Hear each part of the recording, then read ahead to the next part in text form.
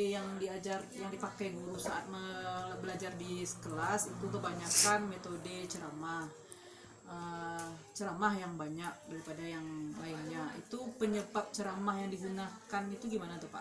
Kenapa ceramah yang digunakan? Kalau kita lihat perkembangan daripada pendidikan, itu apalagi kurikulum bisa ganti-ganti sekali 2 tahun, sekali setahun. Ini belum selesai, kemudian sudah ada kurikulum baru, belum selesai sudah ada kurikulum baru. Kemudian dilihat dari perkembangan kurikulum yang sekarang, yaitu kurikulum 13.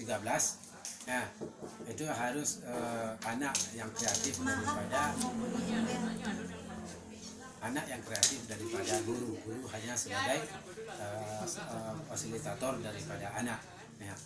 Kalau kita terapkan ini sebenarnya ini sudah bagus, tetapi sayang, ya, karena anak di sini belum terbiasa dengan cara kurikulum 2013. Kurikulum merdeka. Jadi kebiasaan-kebiasaan ini juga tergantung kepada bagaimana tingkat SD guru tersebut memberikan motivasi kepada anak untuk menerapkan kurikulum 2013. Kalau seandainya dari SD sampai misalkan sanawiyah atau misalkan sampai SMP sudah diterapkan di SD kurikulum 2013 bisa 90% diterapkan pada SD, maka untuk sanawiyah itu guru tidak kewalahan, karena guru kewalahan untuk mengadakan kurikulum 13 atau kurikulum merdeka. Makanya dia kembali lagi bagaimana supaya anak didik ini bisa memahami mata pelajaran yang diajarkan.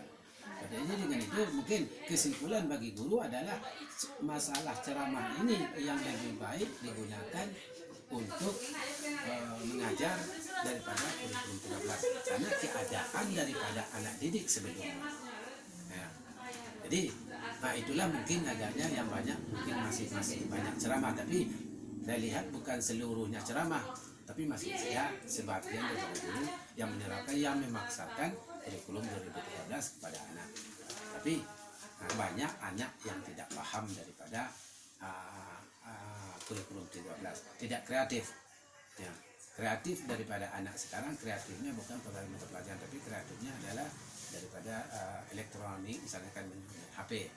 Ya, mungkin salah satu daripada penyebab guru yang mengajar ini karena sebagian daripada anak didik sini mungkin lemah atau tidak terbiasa dari sekolah yang lain, makanya guru akan menerapkan bagaimana caranya supaya anak didik ini bisa memahami pelajaran yang diajarkan daripada mata pelajaran tersebut. Terus Pak, terkait miskonsepsi Pak, miskonsepsi yang ada di saat pembelajaran itu apa ya yang menjadi penyebab itu Pak? Penyebab gimana?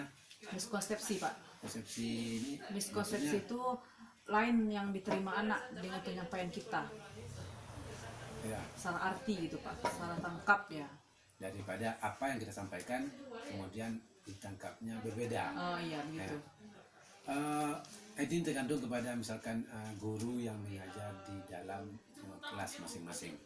Kalau guru bisa mengelola daripada kelasnya, bisa pengelolaan kelas daripada guru ini sempurna, ya, maka anak saya rasa ini akan bisa memahami apa yang kita ajarkan kepada anak.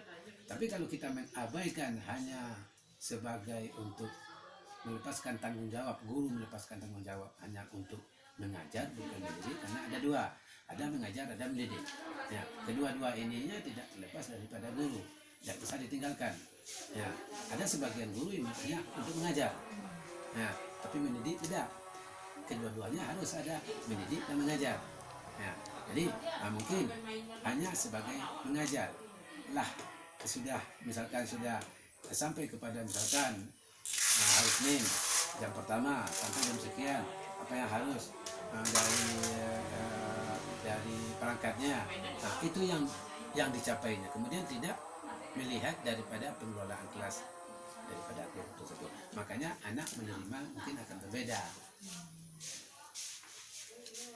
Oke Pak, nih Pak yang terakhir Pak, di sekolah kita masih belum ya Pak pengoptimalan teknologi di dalam pembelajaran. Itu kayak penggunaan komputer LCD kan masih belum. Itu penyebabnya apa itu Pak? Kok masih belum terlaksana? Karena di sekolah kita ini diterapkan sepenuhnya, belum terapkan sepenuhnya. Tapi sudah ada diterapkan, tapi cuma belum 100%. Paling terapkan teknologi, jadi itu ada mungkin kira-kira 60%, belum mencapai 80 atau 90%.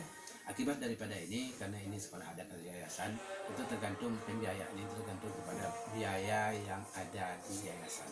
Kalau seandainya pembiayaan ini, program sekolah tetap memasukkan ini kepada program sekolah, kemudian diajukan kepada komite, tapi dari komite mungkin belum ada uang atau apanya, makanya komputer baru ada 12 baru ada di sini.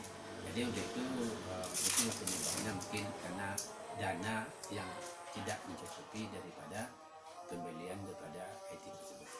Gitu Pak. Sudah lengkap ya Pak jawaban dari masalah yang ada di tugas LK 1.2 saya. Terima kasih atas waktunya. Sama-sama.